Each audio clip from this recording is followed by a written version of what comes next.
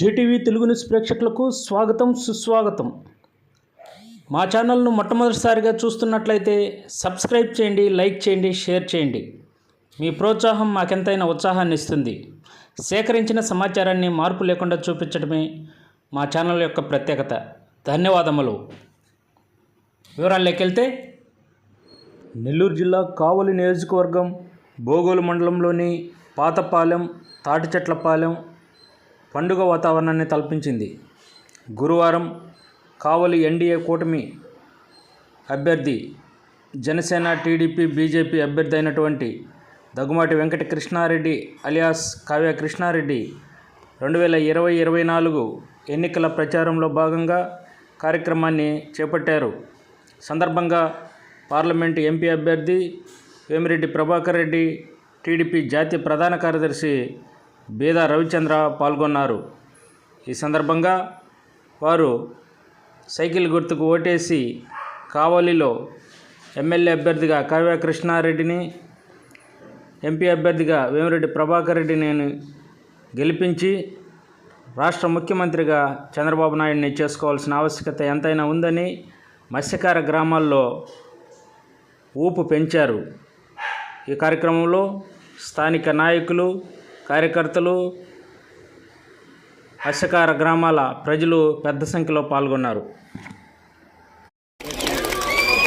మన పార్లమెంట్ అభ్యర్థి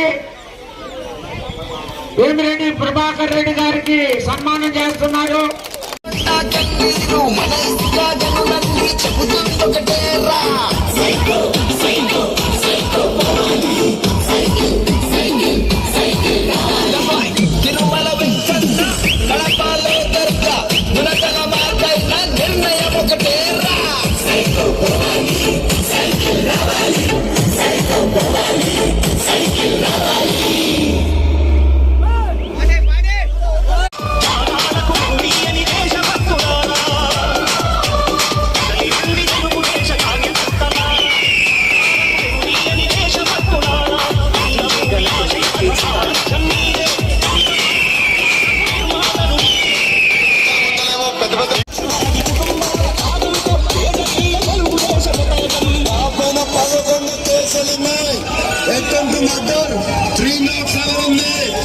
నేను భయపడుతున్నాను రాండి తెలుసుకున్నా.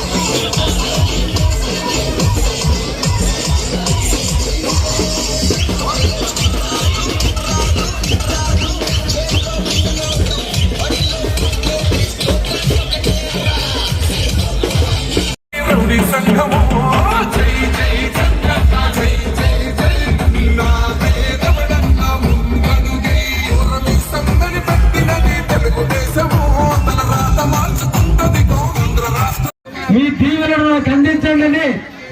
ఈ ప్రాంతవాసిగా మీకు ఆర్పర్ కట్టిన కాంట్రాక్టర్ గా మీకు సేవ చేసే భాగ్యాన్ని నాకు కల్పించండి.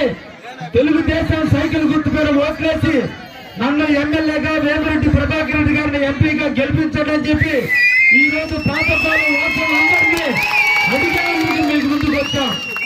ఆశీర్వదించడానికి కోసం ముగ్గులేశారు, పందిర్లేశారు, కల్లాపు చల్లారు, దేవుడి ముందు హారతలు ఇచ్చారు.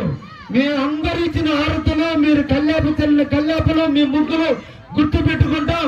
ఇదే విధంగా రేపు మే 13వ తేదీ జరిగే ఎన్నికల్లో జగన్ బటన్ నొక్కడం నేర్పితే రేపు 13వ తేదీ పాతపాలెం వాసులందరూ బటన్ నొక్కితే తెలుగుదేశం సైకిల్ గుర్తు మీద బటన్ నొక్కి నొక్కి నొక్కి జగన్కి నొక్కు పడాలా.